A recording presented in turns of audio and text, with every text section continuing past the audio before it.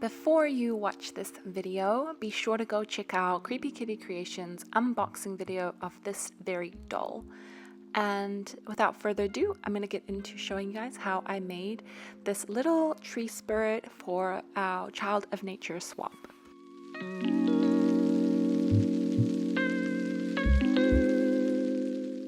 So hello you beautiful creatures, how are you guys all doing? I cannot believe this is the first video of 2022. It has been already a roller coaster of a year. I spent my New Year's Eve evening in the ER room because I had random anaphylactic onset at the karaoke bar, so very sad to find out that I am almost deathly allergic to karaoke. So I spent the first few weeks of 2022 having a bit of a rest and spending some time in the sun as it's summer here in New Zealand.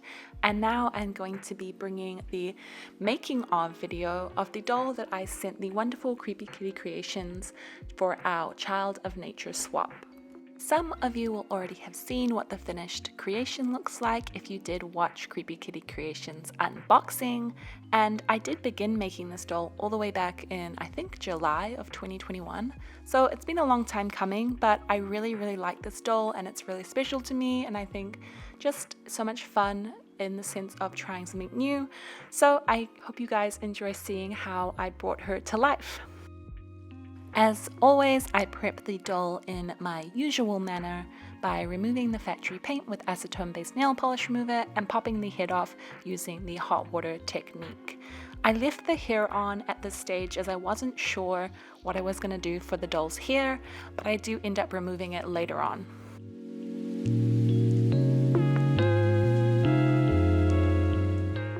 Kreepy Kitty and I decided to do this doll swap as we are both doll creators here in New Zealand, and the community is kind of small for doll creators here in New Zealand, and we had found each other pretty early on in my journey on YouTube, and so we had formed a pretty good friendship, and I had been blessed to read some of their incredible short story work, and so we decided to come up with a theme that worked for both of our styles, which was Child of Nature.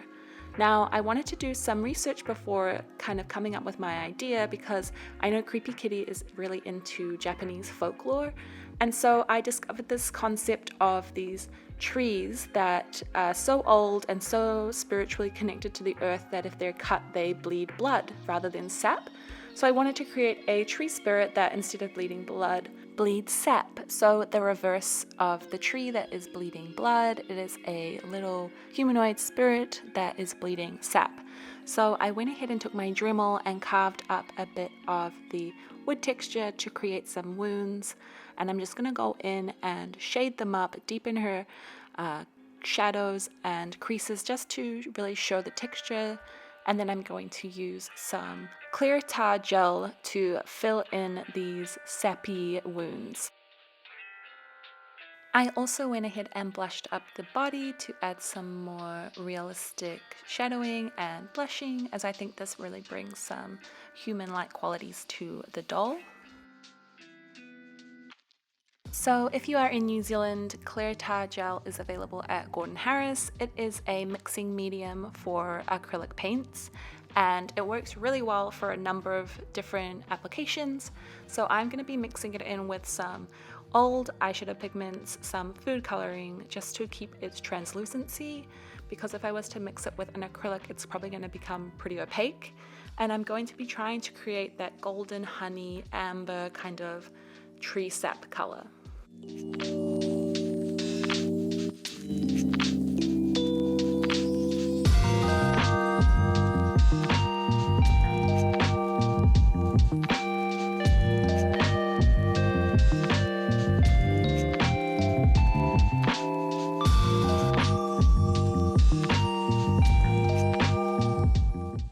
And then I'm just going to take a fine brush and add this to the little wounds that I carved out with my Dremel. I really love this doll with its cedar wood texture. I think it is so beautiful and fits perfectly for a little tree spirit, goddess, protector kind of character. So I'm just going to go over and over until I'm happy with the density and the translucency. And of course I added a little pentagram because how was I not going to?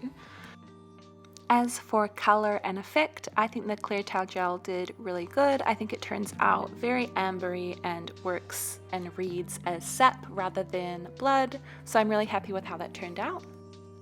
And of course, no tree spirit is complete without some foliage and some moss, so I've gone ahead and taken some hobby sitting supplies and just gone to town on her extremities and her wounds and just kind of sprinkled her all over basically.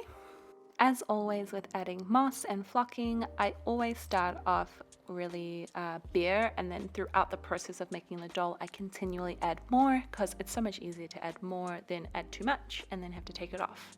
So moving on to the head, I did decide to keep the hair for the beginning, but then I was like, nope, this is not going to suit my idea, and I am going to go ahead and remove the factory hair.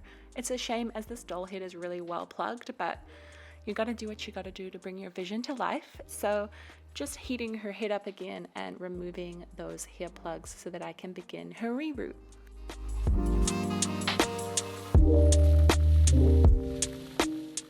This is my first time using a product from the Doll Planet. I'm using their micro pre-braided braids and it's pretty beautiful, I'm not gonna lie. It's so tinselly and shiny and reflective, and I think it is a perfect sage green. And then I found a really close match yarn to fill in the gaps where I didn't have enough of the beautiful braids.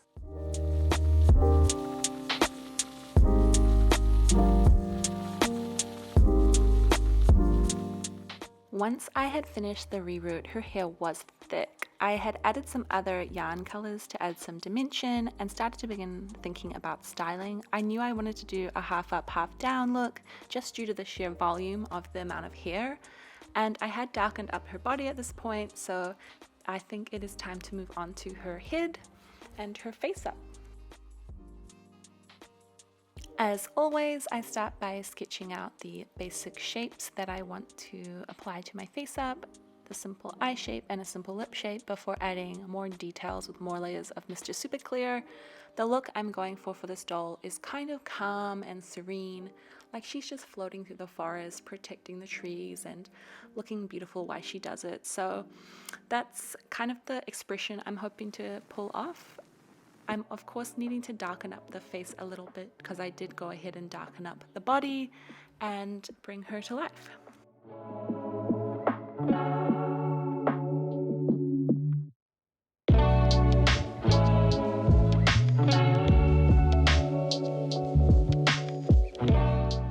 And here we have her finished face up. I think she looks so cool, calm, and serene. She's so beautiful, and I love the cool tone of her eyeshadow against the warm tone of her braids. So now it's time to style her hair. I definitely wanted to leave some braids down, but I also thought it would be fun to do a half up, half down look, and decided to go with a bit of a space bun look, as I think this is so cute and definitely reads like a fairy would have this hairstyle. So I did also want to, really play up her cosmic-y fairy energy, and I'm also going to add some little trinkets and gems to her hair as if she's been collecting things along her way through the forest. I feel like these little trinkets add sort of age to her, as if she's been in the forest for a long time and she's definitely not of our world, and just really centers her in that world building kind of space that I want her to be in. So I'm really happy with how this turns out. And now moving on to her outfit. It actually was such a struggle for me to come up with an outfit that I was really happy with for this doll. I went through many incarnations of styles, and I even did a full tutorial on how to tea dye a linen dress or cotton fabric dress. I really tried it all for this doll, but nothing really sat right for me. I went to velvets, I went back to linens and cottons, I went back to tea dyeing. It was all over the place. But I settled on this batik fabric kind of top and skirt because I really did want to show off all that bodywork I had done with the sap and tree, and I really wanted to show off the pentagram back sap wound that I had done too. So I'm really happy with choosing this outfit in the end, and I think it is subtle enough while also being in line with the characterization of this doll. So with her outfit complete, and I added a little strap and brought that bustier nice and sweetheart lined in the chest, I needed to start thinking about the stand and accessories to go with this doll. And because she has this serene energy, I really wanted to go with butterflies. Now you guys have seen me use butterflies already, but this was the first doll I used butterflies on, just because the timeline of me posting this video is a lot later than me making it. So I think having these little beautiful butterfly friends on this doll really creates the aesthetic and energy that she is a friend to the forest, and she's very peaceful and protective. And I think the orange adds a really interesting third color to the color palette in this doll and really ties in with that sap and wound color.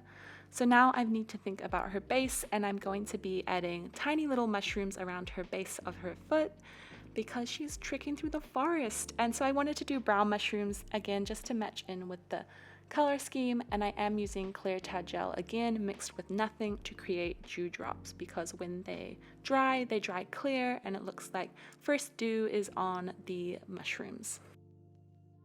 I made my mushrooms out of Sculpey Primo. As always, you can check out my mushroom doll video for a full tutorial on how I make mini mushrooms, but here they are with the dried dewdrops, almost completely dry I should say, but see how it looks like little dots of water. Oh, I love clear tar gel. It is one of my favorite mediums to work with just to create special effects like this.